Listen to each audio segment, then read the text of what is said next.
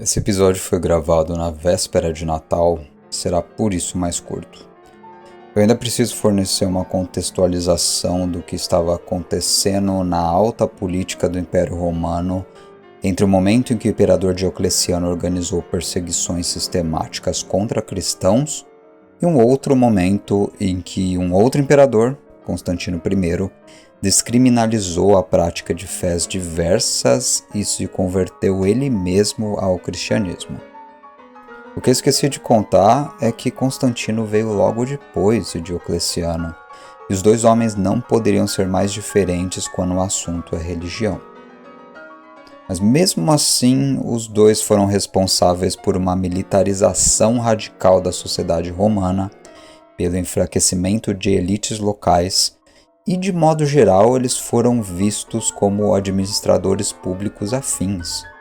Foram vistos como regentes que preservaram o império em frangalhos à sua própria maneira e que sobreviveram à crise do século III a duras penas. Diocleciano reestruturou toda a sociedade e economia romana e tentou reunificar o império em torno de uma só fé, que era o politeísmo. Ele fracassou em certas coisas e obteve êxito em outras. Constantino deu continuidade a diversas das suas políticas públicas, embora no campo da religião tenha seguido o caminho oposto. Então, ao final de seu reinado, cerca de 50% dos cidadãos romanos eram cristãos. Essa foi uma onda de conversões nunca antes vista na história do mundo. E dali a poucas décadas, Roma estava sendo saqueada já. O Império Romano cristão almejado por Constantino e pelos pais da Igreja sequer durou 200 anos. E foi feita toda sorte de julgamentos que aliava essa decadência de Roma à ascensão da fé cristã. Esses argumentos começam com a ideia de que Roma adotou um culto estranho em troca da adoração dos deuses tradicionais, sacrificando assim a virtude cívica que dava um senso de pertencimento ao império, àquela civilização em geral. Esse é Zósimo, um historiador bizantino escrevendo no século VI. E uma vez que romanos e romanas de diversas castas passaram a perseguir a purificação ascética de suas almas ou se entregaram ao pacifismo ensinado nas igrejas, abriu-se o espaço para invasões bárbaras. Simbolicamente, os deuses ancestrais de Roma haviam-na abandonado, porque os próprios romanos os abandonaram. Edward Gibbon, que foi um historiador iluminista mais recente, muito mais cético perante a existência de deuses do Olimpo, investiga as causas institucionais para essa queda de Roma. Ele diz que o século IV romano viu um desvio de fundos públicos para construções dispendiosas de 2 basílicas só na cidade de Roma, a nomeação de favoritos cristãos de Constantino a altos cargos, que eram nomeações feitas pela profissão de fé dessas pessoas, não necessariamente por sua competência, além de um desperdício imenso de tempo e energia do imperador tentando mediar discordâncias doutrinárias entre católicos e arianos, em vez de fazer o seu serviço de imperator, que era proteger as fronteiras de Roma contra povos inimigos. E o resultado foi: Roma é invadida por hordas de visigodos a partir de 410, e ela é saqueada repetidamente, de forma que é incorreto falarmos da invasão do império por bárbaros. O império não cai, ele agoniza aos poucos. E essa ligação entre expansão da cristandade e queda da cidade eterna seria algo justo? Eu não sei ainda, mas antes de tentar responder à pergunta, precisamos de contexto. Será a ocasião para entendermos por que o politeísmo pagão tratado no último episódio entrou em declínio inevitável a partir do século IV. O século III da era cristã viu a primeira grande crise no Império Romano após um longo período de bons imperadores e de expansão ininterrupta das suas fronteiras até então. O Império não era exatamente uma maravilha em termos de eficiência, mas tinha sistemas de transporte e organização social avançadíssimos para aquela época. Uma coisa que Roma dividia com a China imperial foi um sistema de transporte rápido chamado em latim de cursus publicus. Ele operava com uma rede planejada de estações de revezamento ao longo da extensa malha de estradas romanas. A ideia é a seguinte: existiam estradas imperiais e a cada 20 ou 30 quilômetros desses trajetos você encontrava estações de troca de cavalo, em que um mensageiro, por exemplo, podia deixar o seu animal cansado e pegar um animal descansado, novo, contanto que ele mostrasse ser um mensageiro oficial, um tabelarius, ou sua versão expressa e muito mais cara, que eram stratórios. São duas profissões diferentes. E os negócios do Império não podiam parar, então o trabalho de um mensageiro devia ser livre de impedimentos. E aquela expressão idiomática de que todas as ruas levam a Roma vem de uma qualidade única daquele império. Ele oferecia uma rede imensa entre províncias preparada para a movimentação de tropas, sobre as quais se construíram muitas estradas europeias modernas, inclusive. Roma era um império que funcionava à base de guerra e conquistas, afinal. Ele dispunha de mensageiros também, que serviriam de telefone sem fio entre regentes e seus exércitos. E esses mensageiros precisavam descansar. Em situações de emergências, eles podiam fazê-lo após percorrer uns 200 quilômetros só. Era algo exaustivo e doloroso se você o faz no lombo de um cavalo em alta velocidade. Até num carro isso é cansativo. E após um dia de trabalho, esses mensageiros podiam se hospedar nas chamadas mansiones, que eram estações com alimentação farta, com banhos e uma cama confortável para o próximo dia.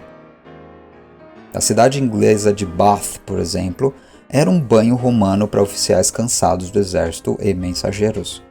Foi uma cidade construída em torno de um posto de comunicação e um spa durante o século VI.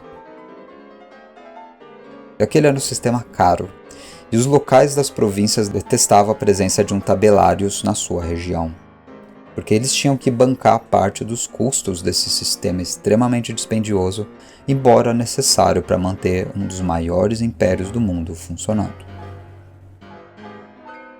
Mesmo assim, as distâncias do Império Romano do século III já eram grandes demais. Ineficiência e enfraquecimento do poder do Estado tornaram-se um problema sério a partir dali. Roma começou como uma só cidade-estado, e o fato de, dali a séculos, o Império estar cobrindo pedaços substanciais da África, da Ásia e da Europa, exigia a manutenção de exércitos em diversas províncias. E esses soldados não produzem nada para a sociedade, eles custam muito dinheiro. E, pois bem, no século III, o exército descobriu que podia fazer e desfazer administrações imperiais. Eles tinham as armas, afinal. E dali, até vir a nossa personagem principal de hoje, que é Diocleciano, todos os imperadores romanos menos um morrem violentamente em função de motins ou guerras internas. Então pegue uma lista de sucessão imperial romana a partir do ano 238, você vai constatar. Gordiano I durou 22 dias no poder, antes de perecer em um suicídio meio questionável. Daí vem Gordiano II, que dura também 22 dias, até morrer numa batalha na cidade de Cartago. Então vem Pupieno, que dura 99 dias antes de ser assassinado pela guarda pretoriana. E por aí vai. Poucas profissões foram tão insalubres quanto ser imperador romano naquele século. E não só lidar com exércitos revoltosos consistia no problema. Havia uma dificuldade de manter a taxa populacional italiana equilibrada, porque uma mescla de pestes, guerras, natalidade instável e mortalidade infantil extrema fez com que Roma ficasse cada vez menos romana. E culturalmente, esse fenômeno gerou uma certa paranoia frente a estrangeiros, que é um tanto parecido com o que está rolando na Europa hoje. Aquele papo de que a Europa vai virar islâmica de pele escura em breve, porque uma mescla de ideologias antinatalistas, liberalismo cultural e conspiração trans está minando a proliferação de cristãos europeus brancos. Isso é papo de conspiracionista desmiolado, e Roma viveu um fenômeno muito parecido. A diferença é que ali havia um fator empírico operando em favor da ideia da ameaça ao sangue romano, e essa era a mortalidade infantil. Eu cito: em Roma, uma mulher pode esperar engravidar mais de 1 dúzia de vezes na sua vida, e mesmo isso não é suficiente para manter a população estável. Isso acontece em parte porque muitas mulheres, como a única filha de Júlio César, morrem durante o primeiro parto. Como resultado, a população de Roma não para de diminuir. Só a imigração impede que a cidade acabe por se tornar uma cidade fantasma, com mães jovens e crianças a constituir a maioria desses fantasmas. Mortalidade infantil até o primeiro ano de vida se tornou tão normalizada que mesmo o filósofo Cícero menciona: deveria ser fácil superar uma criança que morre jovem, e se a criança morre no berço, nem vale a pena prestar atenção. Ou seja, seu bebê vira um membro da família mesmo, ganha um nome e começa a contar como ser humano só se ele passa pelo teste do primeiro ano de vida. Antes disso, nem dê muita atenção e nem se apegue a ele. A chance grande é que ele não sobreviverá. Depois bem, essa Roma em dada altura se tornava cada vez menos relevante como centro do império. As províncias do norte como Tréveris, que é atual Trier no norte alemão, ou Mediolano, que é atual Milão no norte da Itália, essas províncias ganharam maior relevância política por estarem próximas das fronteiras. E era nas fronteiras que as coisas aconteciam, onde guerras eram travadas, onde os imperadores começaram a montar suas cortes. Isso prepara terreno para a construção de Constantinopla, que fica na Turquia atual, e da mudança da capital de Roma para lá mais tarde durante o período que conhecemos como período bizantino. Um sinal de que Roma estava perdendo sua estrela foi o momento em que ela foi rodeada por muralhas no ano de 271, a mando de Aurélio. Que até então ela não tinha muralhas porque nunca tinha se sentido ameaçada. Algo estava mudando no século III e todo mundo tinha alguma percepção desse fato. Mais um problema: inflação. A economia militar e o comércio exterior eram feitos com moedas cunhadas pelos imperadores. O valor dessas moedas era medido por sua composição em prata, em bronze e ouro. E com o enfraquecimento da economia, os imperadores do século III começaram a reduzir o conteúdo de metal precioso nessas moedas, mantendo seu valor de face nominal. Elas ainda tinham a aparência de ouro ou de prata, mas elas eram mais leves, elas eram compostas de forma diferente. E eles não contaram isso diretamente para os exércitos. Isso resolveu um problema sério, que os imperadores cunhariam mais moedas a partir da mesma quantidade de metal precioso para financiar crescentes despesas como custos militares. Mas aí brotam 2 outros problemas ainda maiores. Primeiro é uma inflação galopante.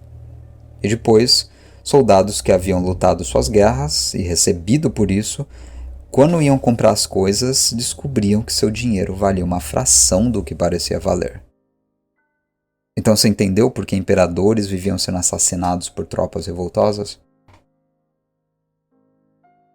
Inflação e diminuição da importância das cidades tradicionais italianas, com exceção de Mediolano, levaram à ruína também das elites locais.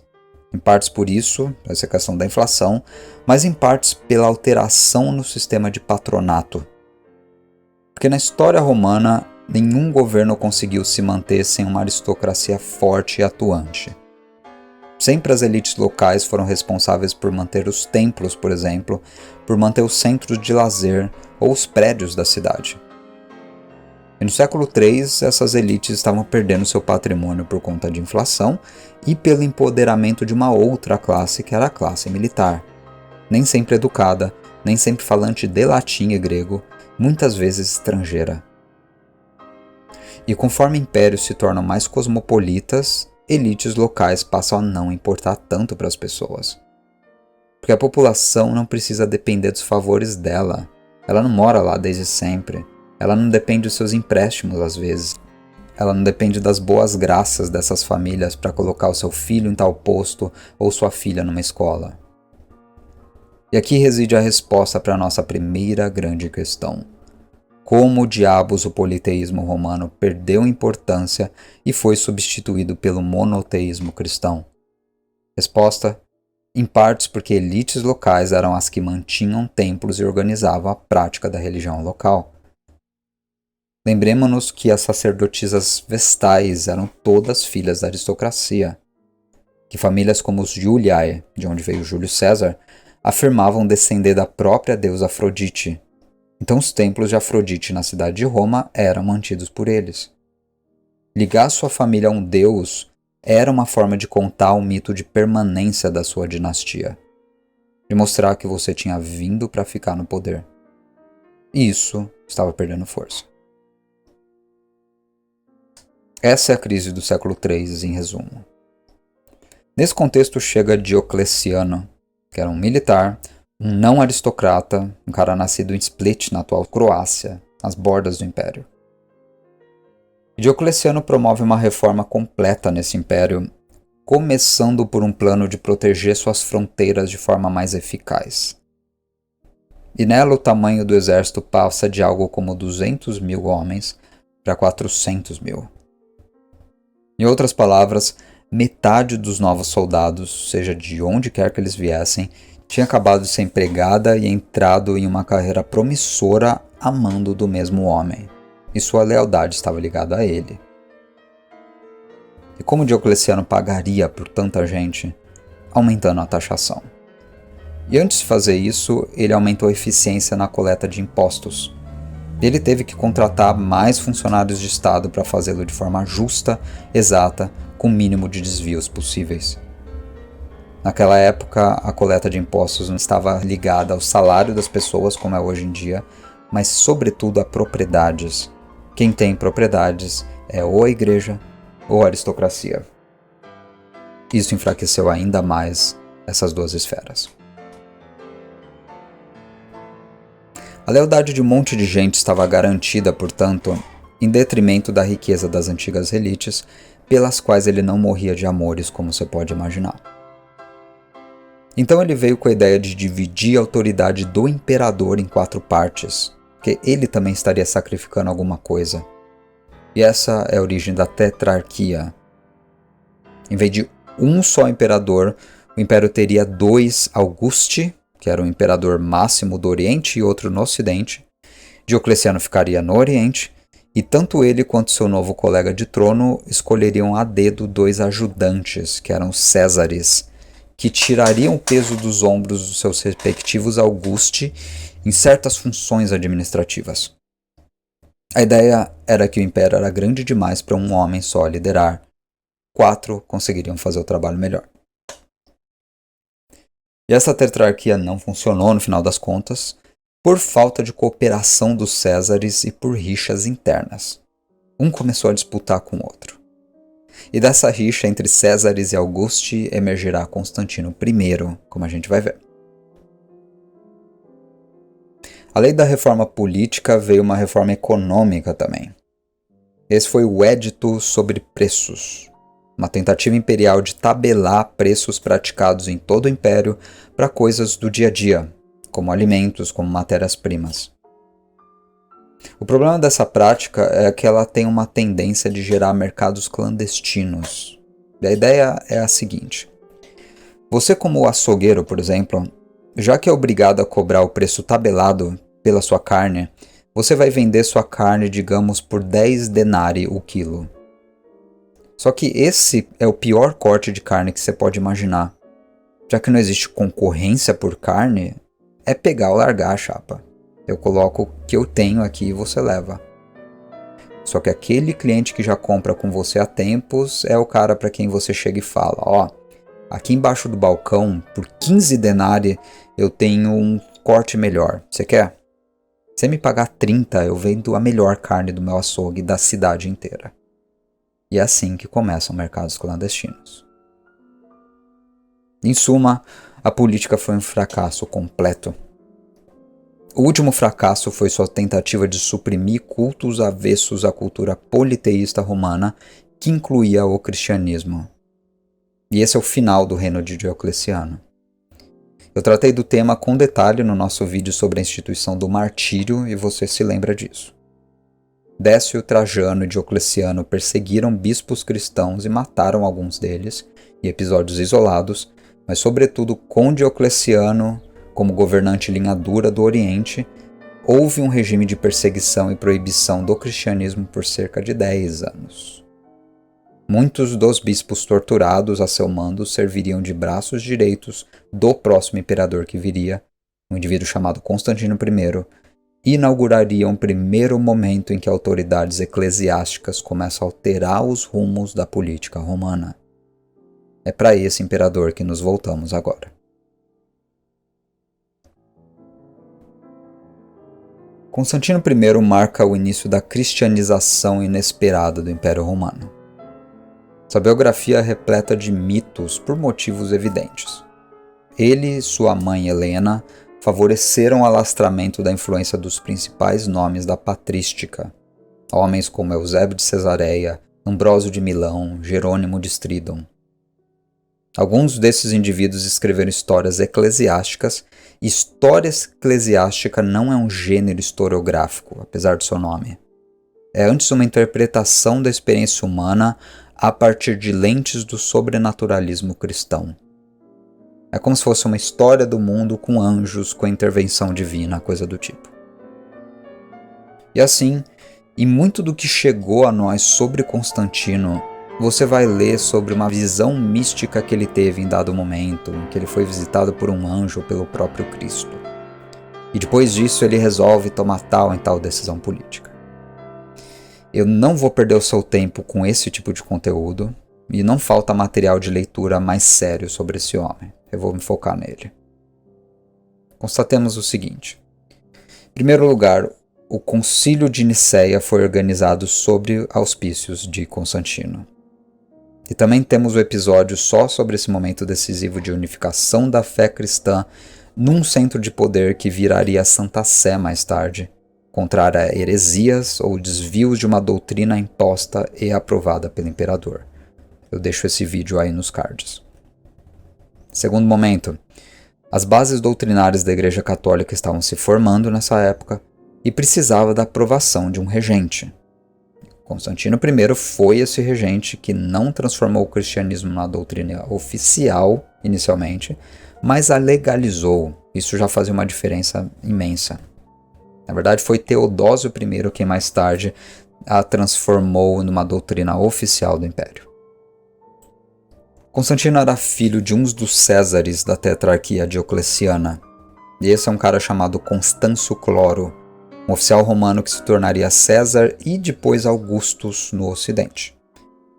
E Constantino serviu na corte oriental, do outro lado do Império, sob Diocleciano e Galério, atuando como oficial e de certa forma como refém desses caras para garantir a lealdade de seu pai. E aqui tem um detalhe interessante que mostra o nível de confiança que os Césares tinham um no outro. Eu, como César do Oriente, por exemplo, mandava meu filho e herdeiro para ser criado por você, lá no Ocidente, e você mandava o seu para ser criado por mim. Porque se você fizesse algum mal para o meu herdeiro, eu poderia revidar. Mas então os dois Augusti no poder abdicam contra todas as expectativas. Os cargos de poder estavam abertos e mais do que 6 pessoas queriam preenchê-los. A conta não fechava e Constâncio Cloro se tornava Augustus do Ocidente, levando Constantino com ele para a Britânia a fim de proteger a sucessão da sua família. Há uma porção de batalhas e brigas para ver quem será o sucessor do Império. No final de contas, o pai de Constantino morre e decide desfazer a tetrarquia. E todo o poder deveria ser unificado em torno de uma só figura. Só que isso demorou 19 anos. Foi do ano 305 até 324, e como a minha ave natalina está quase ficando pronta no forno, eu vou apressar as coisas. O cristianismo era subversivo frente aos valores militares do Império. Então devemos aceitar aquela ideia de que ele cristianizou uma sociedade por completo? Existem evidências arqueológicas que apontam para que não, que o Império não foi cristianizado de uma vez. Ele nunca foi completamente cristianizado, afinal. Porque nem o Sol Invictus, que é a representação divina do mitraísmo, nem a iconografia pagã de sempre desapareceram de símbolos imperiais como moedas do Império de Constantino. A partir de um dado momento, de fato, começa-se a cunhar moedas oficiais do Império com o Sol Invictus de um lado e a cruz cristã do outro lado. Então, pluralismo religioso é um conceito que explica muito melhor a nova Roma pós-ano de 313. E o que aconteceu em 313? Aqui foi assinado o Edito da Tolerância. Na época, Constantino ainda governava com outro Augustus, que é Licínio. Esse Licínio era um pagão, mas ele também assina esse edito pensando que aquilo seria melhor, a nível político mesmo, para reunificar uma população cindida por rixas. E o cristianismo é legalizado neste momento ao lado de várias outras religiões. No Ocidente, Constantino começava a favorecer a igreja. Ele deixa de cobrar taxações para igrejas, por exemplo, devolve terras confiscadas por Décio, Trajano e Diocleciano lá atrás, confere cargos de confiança para cristãos, etc. e tal. Sua mãe foi uma das figuras importantes, a ponto de ter virado uma santa na Igreja Católica, que é Santa Helena. E ele deu forma a um império cosmopolita, mas sendo ele mesmo o primeiro imperador cristão, acabou favorecendo um alastramento da sua cultura. No final da sua vida, aproximadamente 50% daquele império era cristão. Isso é o impacto de um trabalho conjunto entre o imperador e os padres da igreja, de Ambrósio de Milão a Agostinho de Hipona, sobre quem nós falaremos em episódios futuros. O envolvimento de Constantino em controvérsias dentro da igreja revelou a grande dificuldade que existia de controlar a doutrina da religião que ele mesmo sancionou, porque a sua palavra em meio a bispos não valia muito. Ele não era um sacerdote. E mesmo assim, ele tinha poder de dar ordens a bispos e, para lidar com uma polêmica doutrinária, por exemplo, convocou o famoso Concílio de Nicéia. Um ponto crucial em sua vida foi definir quem seria o verdadeiro líder da religião, e ele não conseguiu fazer isso. Constantino percebeu que esse papel não seria seu, talvez em algum momento ele tivesse imaginado isso, mas também não pertencia claramente ao Papa ou ao Bispo de Roma naquele momento. Mais tarde seria o que aconteceria. Era antes um coletivo de bispos muito grande que sequer concordavam entre si, que dominavam as discussões católicas. E levaria mais um tempo para o catolicismo se organizar na hierarquia que temos hoje, com papa, cardeais e bispos. A gente ainda vai contar essa história. Comparado a Diocleciano, Constantino manteve a estrutura militar do império, mas buscou a pacificação social por meio de tolerância. Sob Diocleciano, o imperador ainda era visto como um deus, como uma figura muito distante. Constantino, por sua vez, preservou uma autoridade semi-sagrada, mas se posicionou como um amigo da igreja oficial. E essa foi uma mudança simbólica grande, muito importante. Constantino finalizou a tetrarquia como estrutura e obteve maior sucesso econômico, criando a impressão de que o império havia sido restaurado por ele, seu antecessor. Não se esperavam, então, as invasões visigóticas que marcariam seu fim em mais ou menos um século dali. A herança do Império Romano permaneceu intacta até em meados do ano 1000, e até hoje suas marcas estão presentes no Vaticano e em diversas instituições católicas. Só no Vaticano, por exemplo, a língua latina sobreviveu, e se você quiser tirar dinheiro no caixa eletrônico lá, terá que se guiar nos menus escritos em latim. Existe um departamento na Santa Sé onde neologismos como computador, rede social, doxing são definidos em língua latina e arquivados numa tentativa de manter essa língua viva. Assim, o mais fiel preservador de Roma é hoje a Igreja Católica. o que constitui uma certa contradição. Essa igreja começou na ilegalidade dentro do Império e desenvolveu a sua cultura em oposição polêmica contra Roma, contra sua civilização e contra os seus costumes. Mas mesmo assim, no Império dividido entre Oriente e Ocidente, só o Ocidente moldado por Constantino caiu dali a algumas décadas. Constantino teve 3 filhos que voltaram a dividir o Império como na época da Tetrarquia, e eles não chegaram nem perto de ter administrações tão bem sucedidas quanto seu pai. Então é isso. Esses 2 grandes imperadores do século IV, Diocleciano e Constantino, definiram os rumos do Oriente e do Ocidente do Império dali para frente. As reformas de Diocleciano salvaram o Império Romano do Oriente, de certa forma, prolongando sua existência por mais uns 12 séculos, porque ele duraria até o ano de 1453, funcionando com base nas reformas administrativas dioclecianas, curiosamente, mediando comércios e trocas entre o mundo oriental e a Europa por toda a Idade Média, no que conhecemos como Império Bizantino.